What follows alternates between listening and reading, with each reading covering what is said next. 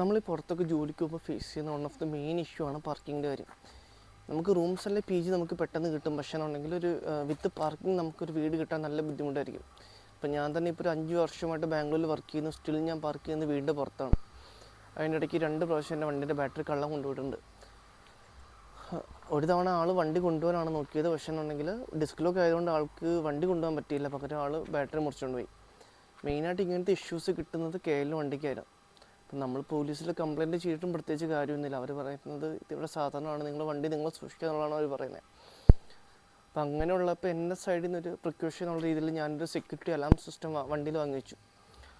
എന്താ പറയുക, one of the best product ഞാൻ വാങ്ങിയതിൽ വെച്ചിട്ട് ഞാനത് എങ്ങനെ വർക്ക് ചെയ്യുന്നത് കാണിച്ചു തരാം. ഞാൻ ഈ ഒരു അലാം സിസ്റ്റം വെച്ചേക്കുന്നത് ഈ ഒരു ഹെഡ്ലൈറ്റിൻ്റെ ഉള്ളിലാണ് വെച്ചേക്കുന്നത്. അപ്പം ഇതാണ് എൻ്റെ റിമോട്ട്. ഞാൻ വർക്കിംഗ് കാണിച്ചു തരാം. ഞാനിപ്പോൾ ജസ്റ്റ് ഒന്ന് ഓൺ ചെയ്തു. ഇതിൻ്റെ ഇടയ്ക്ക് വണ്ടിയിൽ ഒരു ചെറിയൊരു വൈബ്രേഷൻ വന്നു കഴിഞ്ഞാൽ ഇതിലാദ്യത്തെ ഒരു 3 സെക്കൻഡ്സ് ഇങ്ങനെ ഫസ്റ്റ് ഒരു വാർണിംഗ് പോലെ അലാറം അടിക്കും. എഗെയിൻ ഒരു വൈബ്രേഷൻ ഉണ്ടായിക്കഴിഞ്ഞാൽ ഒരു 30 സെക്കൻഡ്സ് ഇങ്ങനെ അടിച്ചുകൊണ്ടിരിക്കും.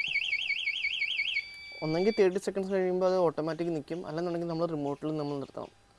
അതല്ല സ്റ്റിൽ എഗെയിൻ ഒരാൾ വീണ്ടും ഒന്ന് ടച്ച് ചെയ്ത് കഴിഞ്ഞാൽ ഇതിൽ 5 മിനിറ്റ്സ് കണ്ടിന്യൂസ് അടിച്ചുകൊണ്ടിരിക്കും. പിന്നെ അതിൻ്റെ ഇടയ്ക്ക് നമുക്ക് വേണമെങ്കിൽ അല്ലാണ്ടൊരു വാർണിംഗ് പോലെ നമുക്ക് വേണമെങ്കിൽ ഇതൊരു ജസ്റ്റ് ഒരു വാർണിംഗ്, ആരെങ്കിലും ഒന്ന് അടുത്തൊരു വണ്ടിയുമേ ചുമ്മാ തൊട്ട് കഴിഞ്ഞാൽ ഒരു അലാം, അത്രേ ഉള്ളൂ. പക്ഷേ ഇതും അത്യാവശ്യം കുഴപ്പമില്ല. പിന്നെ ഇതൊരു വാർണിംഗ് ആണ്, ഈ നടുക്കത്തെ ഇത് അടിച്ചുകൊണ്ടിരിക്കും.